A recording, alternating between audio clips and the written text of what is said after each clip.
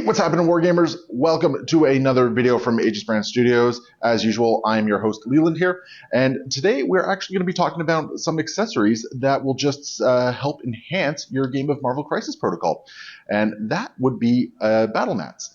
So today we are talking about some battle mats from Deep Cut Studio. I want to thank them very much for sending these mats out to me. It was very nice of them. It's definitely benefited not just my my battle reports that I film and bring to you guys, but it's also something that my local game club has been able to take advantage of as well, which has been really nice. A lot of people have really liked it. And you know, once you get to see some of these mats, you might just want to go on and grab a couple yourself, because I do think the quality is fairly solid, and they bring some really nice stuff to it. But I'm going to share more of my details as we get into the video. Of course, if you are interested in these mats yourself, you can go check out the website in the link below, which is www.deepcutstudio.com. And of course, if you're looking for another way to support the channel, you can go to patreon.com/AegisbrandStudios. It is $1 a month, $12 a year. You get access to all the content regardless of being a Patreon. But if you want to support, I would appreciate it greatly. I would thank you very much for it. And of course, join in the conversation below. Leave your comments below. What you like, what you didn't like, all that sort of great stuff. All right, Wargamers. So what we have here is one of the Deep Cut Studios battle mats for Marvel Crisis Protocol. We're just going to be taking a quick look at it. They were kind enough to send a couple of these out to me and my local game store that we've been able to make use of. And you know, it's been a really nice utility to have kicking around, because the amount of time that you save setting up with all the pre-marks on here, it's just really good. So you can see here, like, they got all the new Crisis layouts here on a rather really nice design. You can see we got another one right under here as well. Then they do have two other designs as well, which are really solid to work with. One of the really nice things about having these here, besides just knowing where the objectives go when you're setting up, it gives you an idea of where you can put some terrain. So maybe if you don't want the objectives to be overlapping on some of the terrain, or even just having an idea of the state of play really quickly. If some of these tokens get knocked over, you just put them on right back to it. So this is a really nice quality of life thing. Now, it's very important to know that if you're attending any sort of Challenger event or any sort of tournament that uses the Challenger event documents from AMG, these are technically considered pre-measuring, and as a result, they are technically not allowed to be used in the game, which is unfortunate because, you know, massive quality of life thing. But if you're just playing at your local game store, they are really nice. I think they are fantastic. It just gets you playing that much faster. So yeah, really like them. There is one downside about the way they've aligned these out, and if you can tell already looking at it, they are aligned in such a way that there is only one way to orient this map. So there is always an A side over here and a B side on this one right here. There is no way to run it this way or this way unless you are just measuring all the objectives yourselves and placing them on there. Which is unfortunate. It does reduce some of the utility. It does create for a lot of very samey map designs, which, again, really kind of unfortunate, because when you're playing the same layout time and time again, sometimes, especially if you don't have a lot of terrain, it can get a little repetitive. Like, you always know, okay, well, you know, a big building's going to go there. You know, maybe some cars are going over here. There's a parking lot, you know, bodega over here type thing. And it is a little unfortunate. So if I had any complaints about how they pre-marked it, that would be it. Now, of course, the trade-off to that is you can tell that this design does take up quite a bit of space of the map itself. If they were to include another orientation this way, the map would be incredibly busy with all these little objective markers, which unfortunately for some might not care, but there are people who might find that too busy. It might take away from the look of the game itself, and just kind of spoil things a little bit for them. So I think this was a form versus function sort of design choice. I think they decided something that was going to look a little bit less busy on the board, still have some utility to it, and still be very usable. In my personal opinion, I'm kind of okay with that. I don't think that's too much of an issue. From a filming perspective, obviously, it means the same orientation can get a little stale, so having multiple mats is always a really nice thing.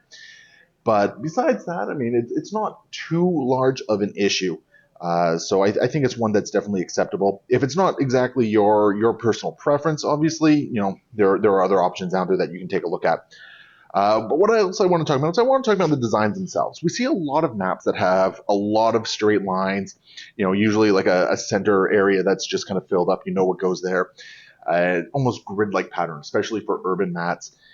And what I really like about both of the Deep Cut Studio mats that we got here, and I'll lift this one up to show you here, is that they have these curves in the road, which is really nice. They also have roads that are a little bit off center, and then they have some stuff that takes up some of the main real estate of the board itself. It allows you to kind of break up the build of the map a little bit. It forces you to, well, it doesn't necessarily force you, but it encourages you to place terrain in a way that creates different sight lines. So you don't necessarily always have that one line that goes all the way down the board from point A to point B. Now, obviously, we have a road here, but that also goes back to the discussion about the layout and orientation of the map. And even though line of sight isn't as important in Marvel Crisis Protocol as it is in, say, Warhammer 40k or Legion or something like that, where having that line of sight blocking terrain makes a big deal, aesthetically it's really nice, but it also does add a little bit to the mechanics. It allows you to play around with it. You don't have the standard, well, you have lane A, lane B, lane C type thing just to run across the board. So it makes for a very nice looking board. As a result, you can get a little creative with this. You have lots of space that you can get in there and just play around with some different types of buildings. You can throw a large size 5 here. Maybe you have the Quinjet, you can toss it down somewhere. A bunch of size 4s. There's lots of space for bodegas. You can make a very lived-in looking city in these mats, which, I mean, I'm a big fan of it. My feeling is that the terrain should always tell a story and complement the game itself. So yeah, you can see here we got the Quinjet. Takes up a nice bit of real estate on the mat itself, and it's something that gives you some freedom. Whereas if you had those sort of grid patterns, the terrain, the problem of the terrain always kind of going in the same places is always going to be amplified that much more. And this at least gives you that freedom to play around with it and create some different stuff. It's really great, especially if you want to play around with different sizes of terrain, density of terrain, and just in general create a really cool looking map. The designs of the maps themselves, I really enjoyed. The color saturation is really nice. You got some bright, vibrant greens here. You got some reds over in the corner right here. It's not just all gray and black, which is really nice. There's a lot of other mats out there that tend to be very samey with their color tone. A lot of grays, blues, browns. So having something where there's color that actually pops up, like you got the orange crosswalks here. You can see the clear yellow line in the center. You got nice little details like the white direction arrows on the roads themselves. Those are all little details that really help a map pop and just kind of, it adds to the overall visual look of the game. It's great, just for your own enjoyment, but also if you're trying to build a community, it's just that extra little bit of touch that people will walk by and it'll help catch their eye. When you have painted terrain, painted models, and a really nice looking mat on the table, everything just kind of works together to create a nice visual cue for them to sort of take a look, get some interest in it. So I really like that. The other thing that I really kind of like about it is that, well, the mat quality. So you can see here, I don't know how close you can see, it is a decent thickness. It's not so thick that it has almost a stiffness to it. It's very, very malleable, very foldable. It doesn't crease, which we know about the neoprene. It's why we all like the neoprene stuff. But it's also not too heavy as well. So for a little while, I was carting these things around back and forth a lot of the time, and those ones were rather heavy. These ones, a little bit lighter, a lot easier to transport around. So if you're one of those individuals who will buy the mats, bring them to and from your local game store, this is going to be a little bit easier on you for that one, which I really like. Let's take a quick look at the other mat here, which we just got underneath. And so this one right here, you can see this one's a little bit more of the samey colors, but it still has some variation. Like you can clearly see there's a difference between the browns here, the orange there, the lines right there. So it all kind of works together. And if you look on it in some locations, like I don't know if I can really get it here, but right there you can even see like there's a little bit of discolorization on the road itself. It just adds to the visual story that the mat is telling, which is really kind of nice. Now, one thing I will mention on this one, because it did come up, and I think it's only fair to mention it, there have been reports of some of the mats having a little bit of discolorization on it. Some people have noticed that their mats have way too much of a certain tone. Purple is one that I keep hearing about quite a bit. It is an unfortunate thing. It sounds like it has been sorted out. But if something like that happens, you can always contact Deep Cut Studio themselves. I had to deal with their customer support because the original mats they sent me actually had the G objectives in the wrong location. I had to contact them. They had to send me out some new ones so I could do this review video for you guys. But they've been really solid about it. The one downside is that you will have to pay for shipping again, and depending on where you are, that shipping may or may not make it worthwhile. So it is something to be aware of if you're grabbing these mats. There have been some issues in the past with it, but I will say that my experience dealing with the folks over at Deep Cut Studio have been really good. They've been very responsive.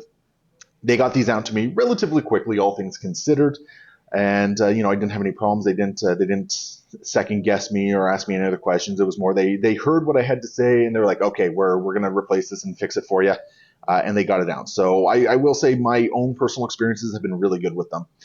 I just, in general, enjoy the mats quite a bit as well. I do have two other ones that are not pre-marked that make rotation quite a bit. You see them in the videos quite often. And I will gladly take a look at more designs as they come out. So yeah, I'm definitely a big fan. So you can definitely go check out these mats at deepcutstudio.com. They are decently affordable. They're right in line with a lot of the other neoprene mats. The shipping can be a little bit depending on what you're looking for because they are coming from overseas. If you're in North America, obviously overseas. So there are some price considerations to keep in mind, but I do think overall the quality of them does make it worthwhile. I have really enjoyed what these mats have brought to the table as far as the visual story that they tell and how they just enhance the whole gaming experience. So yeah, those are my general thoughts on the mats by Deep Cut Studio. I like them quite a bit. I think the quality of the neoprene that they use is definitely really solid. I really enjoy the designs they have. My only biggest complaint, my only complaint, I wouldn't want to say biggest, but my only complaint is more the layout of the objectives. I do wish that you could orient the maps a couple different ways just to get a little bit more use and variety out of the actual design of them, just so you can play around with it a little bit more. But as far as complaints go, I think that's kind of a minor one. It's not too big. Some people might not like it. I don't care too much about it. So for me, it's just kind of a neutral thing. So yeah, there we go. Those are the Deep Cut Studio mats. Go check them out. There is a link in the description of this video below. And if you like them, go ahead and grab them. And of course, leave your comments below if you like anything about them. If you have any complaints about them, just leave them below. And I want to hear about this. And of course, if you're looking for ways to support the channel, hit up patreon.com/Aegisbrand Studios. Any support definitely helps. And yeah, $1 a month will get you access to everything. Nothing is pay gated. And you can join in the chats on any posts that go on the Patreon webpage as well. So yeah, we will see you next time. Happy wargaming.